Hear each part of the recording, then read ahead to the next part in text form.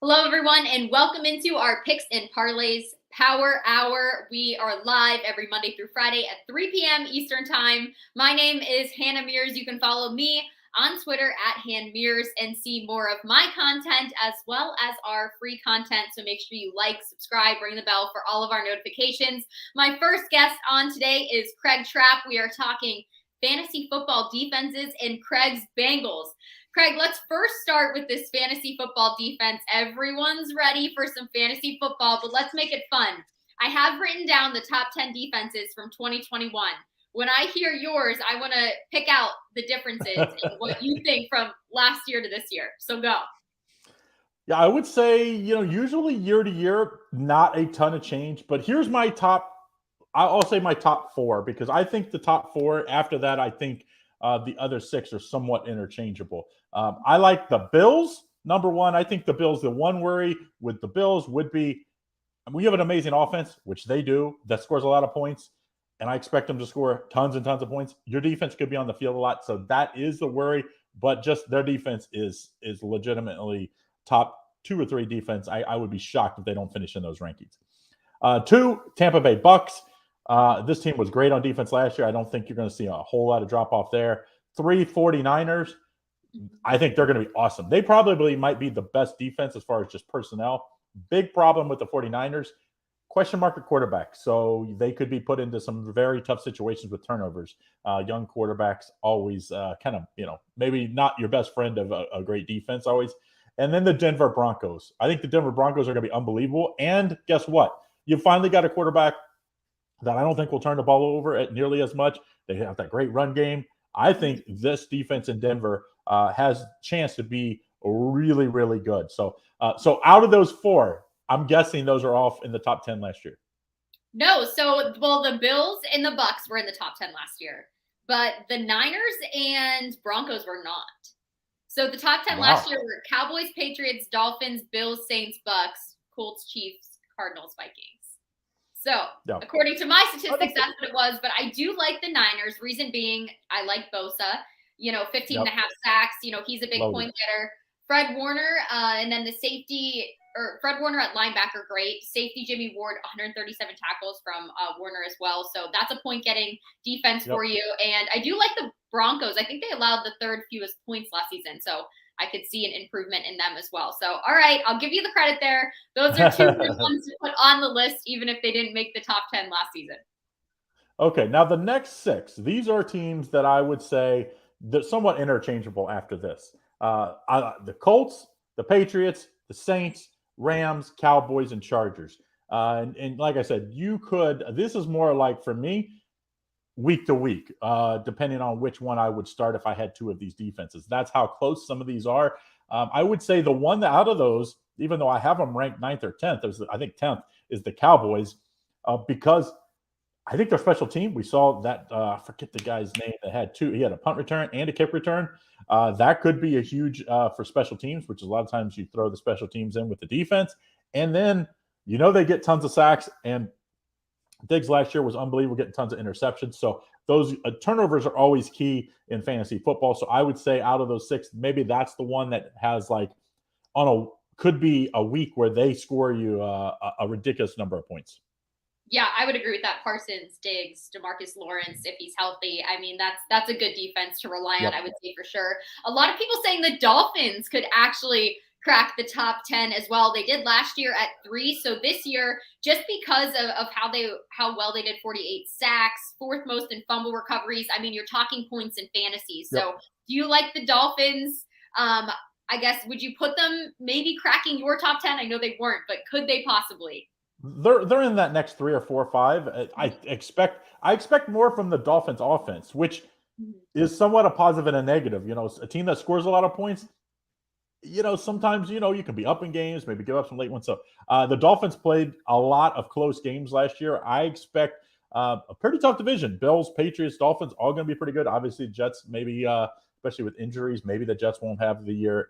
But I think a pretty tough division. So they're right there. And I wouldn't talk anybody off if they said, hey, they're going to be my, 10th, 11th. I wouldn't put them in the top 5 or 6, that's for sure.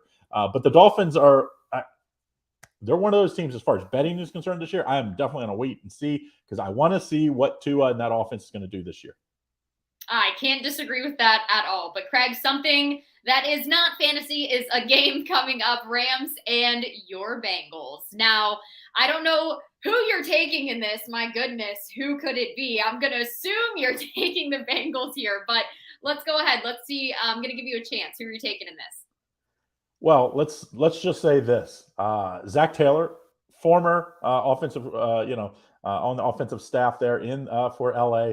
Zach Taylor's done an amazing job with Cincinnati in this offense. What a matchup this would be if this was week one. Let's just say that rematch of the Super Bowl. But two guys that like each other as far as head coachings. They're going to be in town practicing in Cincinnati. If people don't know, I'm from Cincinnati, even though I'm only there part time. I'll actually be there this weekend during for this game. But this is one of those that I'm guessing, since these guys are friends, they might be like, hey, we just want to get out of this without any injuries. Both these teams have very high expectations this year. Obviously, Rams winning the Super Bowl, Bengals runner-up. I'm guessing they're probably going to be like, hey, when our starters, if our ones and twos play, let's don't be blitzing only on third down. Like, you hear about these kinds of things that happen among coaches that like and know each other. I expect that here. I think from what I hear, Bengals and the Rams aren't going to play many starters. That's just not a big week 3 of the preseason. Now it's basically what week 4 used to be, where no one wants to get injured. Even with a week off, people still don't want to get injured. And Hannah, I don't know about you. I know you're a Steelers fan. I'm a Bengals fan. Let's just throw that out there. You guys have a quarterback battle. So you guys kind of need to see the ones, and you need to see your two quarterbacks. Or, I guess at this point, I don't think Rudolph is in the mix. It's, but the Bengals, we don't have that. Rams don't have that. You're just not going to see ones going in this matchup. Bengals look good, though. The second half last week, they did cover, even though they didn't win that game. I think you have to take the Bengals in this one. They're at home. The Bengals just have more young players. They have very good depth if you really look at it. The Bengals do. They've done a very good job, which is scary that the Bengals have done a good job in the draft because historically that was just not the thing we did well. The Rams, this team, remember all those additions through trade last year. They have a very veteran roster that's getting up there in age and needs to stay healthy. Let's take the Bengals here. Don't go crazy on this one because, like I said, I would rather be playing some of these other games that has, like position battles that you're going to see number ones and number twos at least go for a quarter or a half. It sounds like in Pittsburgh, they might go the first half so that they can get both guys in with the number ones. Yeah, I think that's safe to assume. But even with the Rams here, Stafford coming off tendonitis, I don't know he's not playing at all in the preseason, so you're not going to see him. That's why I think the points you were making earlier were super valid. Only thing that concerns me, are you worried about the depth of this offensive line? 16 pressure still, that's been the Bengals' weakness, or are you pretty confident that heading toward, regular season, things will come together with Joe Burrow in the pocket and he'll be safe back there? Well, they spent a lot of money to go improve that offensive line. Depth is not their key on the offensive line. It's better than last year. It's improving. They actually looked decent in the second half last week. So I do think the Bengals offense, like I said, you're playing against 3s and 4s for the Rams. So even though you're playing your 3s and 4s, you're playing against their 3s and 4s. So, and the Rams, I don't think have great depth, to be very honest. It's a team that's win now. The Bengals are not just win now. They're win now, win next year, win the year after. When you have the roster of young players that they have, especially on offense, including the offensive line now, this is a team that's going to be good for 3 or 4 years. The Rams, it's this year, next year. I think that's their window, and I think that's why you see very few players playing for the Rams, if any, that are 1s and 2s. So let's play the Bengals minus the 2.5. Like I said, don't go crazy on it. Of course, I'll have some better plays. You can always get those over every day at picksandparlays.net. But I'm excited either way. It's preseason. This is 2 weeks after this. You get the main guys. You get week 1 in. Yeah, we finally get to see who these teams really are going to be, what their identity is. But like you said, don't go crazy like these teams aren't going to in their final preseason game. They're just getting out, scraping by. Thanks, Craig, for stopping by, and good luck with your bets. We appreciate your time. All right. Don't forget, everyone, to like and subscribe to our content so you don't miss any of our shows. We are live Monday through Friday at 3 p.m. Eastern Standard Time. My next guest that I'm bringing on is my guy, Lee. We are going to be talking about a team we both like, Penn State, as well as Patriots and Raiders. But let's start in college football. Now, listen, the Nittany Lions are back in action. And what's funny about these two teams, before we start here, Lee, Penn State and Purdue almost mirror each other. They have veteran quarterbacks, good tight ends. They lost their number one receivers. They're both maybe a little average on defense this year. I like Penn State's defense a little bit better, but they also lack maybe a bit of a run game, depending on how Penn State's Kevon Lee does. So this game, I think a lot of people will be tuning into to see who's going to be the better team this season. So, Lee, welcome. I'm very excited to see what you think about Penn State and Purdue. Sure. Yeah, no, it's great to be here, Hannah. And yeah, I looked at this game and I've broken it down from pretty much every angle possible. And I do like over the total of 54.5. I do expect it to be a little bit higher scoring. You know, both teams are off different results last season to end their years. Penn State lost in their bowl game to Arkansas. Purdue was off a bowl win over Tennessee. As you mentioned, both teams have experienced quarterbacks, 6-year players. Aiden O'Connell for Purdue completed over 71% of his attempts last year. He threw for over 370 yards 6 times, including a pair of 500-plus yard performances. So he can sling it all over the field. Sean Clifford for Penn State, also a 6-year guy. He has a chance to be Penn State's career leader in passing yards, touchdowns, pass attempts, completions. You know, part of that's due to longevity, obviously, but clearly he's very good also. He only averaged 23.9 points per game, but I do expect that to be better this year going up against Purdue's defense. Purdue's defensive stats, I think, are misleading, as are Penn State's from last season. I'll get to that in just a moment. But down the stretch, Purdue gave up 29 or more points in the second half of the season to Michigan State, Ohio State, and Tennessee. You know, those offenses, at least Ohio State, Tennessee, are better than Penn State's. But they can give up points in this game. Purdue's offense is going to score. They were 22nd in total yards last season at 440 yards per game. They averaged 29.1 points per game. And as I mentioned, I think Penn State's defense is overrated. I think Purdue's defense is overrated for the same reason. Last year, Penn State faced 5 teams that ranked 107th or worse in total offense. So I think their defensive numbers were misleading because of that. I think both teams are going to score here. I expect plenty of points to get over that 54.5. Yeah, I do. My only concern, though, is I think Purdue at the moment is going to have to rely a lot in the air, as Penn State may have to, depending on how their running back situation fares out.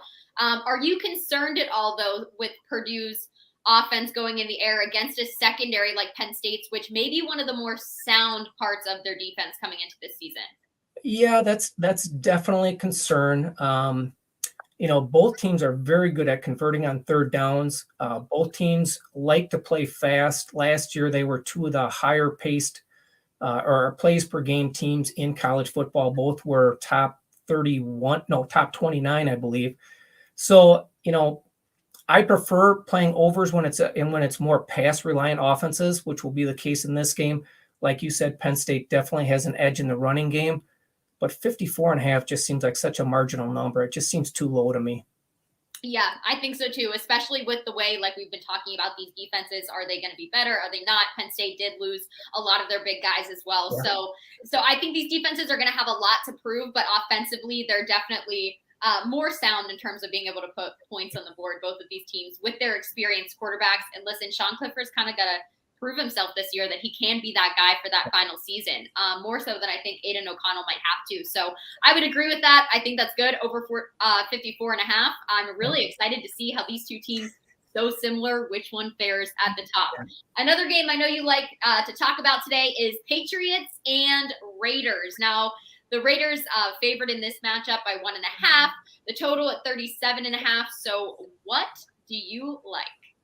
Well, this is an interesting preseason matchup, pitting Bill Belichick against his former coordinator, Josh McDaniels. So it's a pretty neat dynamic as far as that's concerned, that matchup. The Raiders are undefeated in the preseason. They're 3-0. Patriots are 1-1. But the Patriots win last weekend was pretty meaningless. They beat the Panthers, who sat just about everybody, and New England played their starters in that game. So I from what I've heard as far as the reports out of their joint practice this week, the Raiders have just looked much better on both sides of the ball. Their wide receivers were beating the Patriots defensive backs off the line of scrimmage rather easily. It sounds like New England's offense just hasn't clicked. They've got a new offensive coordinator in Matt Patricia, who used to be their defensive coordinator. And, it doesn't sound like they've gelled very well. Mac Jones, I don't expect him to play here much in this game. That means backup Brian Hoyer. We'll see a lot of action in this game. The Raiders offense has actually looked pretty decent with their backup quarterbacks. They put up 27 and 26 in their first two games, just 15 against Miami last week. But the backup quarterbacks for the Raiders, Jarrett Stidham, Chase Garbers, and Nick Mullins, they've got combined quarterback ratings of 84.4, 101, and 80.6 in their three games. So when it comes to preseason games and not knowing who's going to start or play a lot falls on the backup quarterbacks. And I think that gives the Raiders an edge in this one. I also think that's smart because the Raiders have been the more disciplined team. They've been fantastic this preseason. And when you're getting into it, talking about third string guys playing, a lot of the times there are going to be mistakes. So the more disciplined team should, in theory, come out on top. So I would agree with that. I think that's smart. Lee, come back on here with me and talk some more Penn State sometime. I loved having you on, and good luck with all of your bets. Thank you for sharing your knowledge with us. Sounds good. Thanks, Hannah. Again, this is our Picks and Parlays Power Hour. We are live Monday through Friday at 3 p.m. Eastern Time. Don't forget to like, subscribe. Make sure you get all of our notifications. I'm Hannah Mears. You can follow me on Twitter at @HannMears. And I will be bringing in my last guest here. Let's bring in Dan the Man, Dan Kaiser. All right. We are talking some more college ball as well as NFL. Dan, welcome to the Power Hour. We are starting with Louisiana Tech at Missouri. I am beyond excited to hear why this is the game that you wanted to talk about. So I'm going to let you take it away, Dan. Well, I'm glad somebody's excited, but yeah, I mean, it's not a marquee matchup, but sometimes, you got to find things in like these lesser games that you can maybe get an advantage on. I'm looking at this game. I'm looking at the total. I'm looking at the under in this game. You got Missouri coming in under Eli Drinkwitz. It's his third year at Missouri. He was 6-7 last year, 3-5 in the SEC. He brought in 19 transfers. He's got a second good recruiting class, so they're looking for an improvement here. But again, it is the SEC. La Tech, they come in, a new first year coach. So he's got a lot to prove. But here's the thing: I'm looking at this one. Both teams are coming in with new defensive coordinators, and both teams are coming in with new quarterbacks. Mm-hmm. Missouri's going with their backup for the last 2 years, but La Tech's bringing in a guy from TCU as a transfer to be their starting quarterback. So I think their offenses are going to struggle early in this one. You got new quarterbacks. They got to learn the new wide receivers. They got to learn, new coach, new terminology. So I think the offenses are going to struggle a little bit. And I think these defensive coordinators, they got a lot to prove. La Tech was 114th in scoring last season.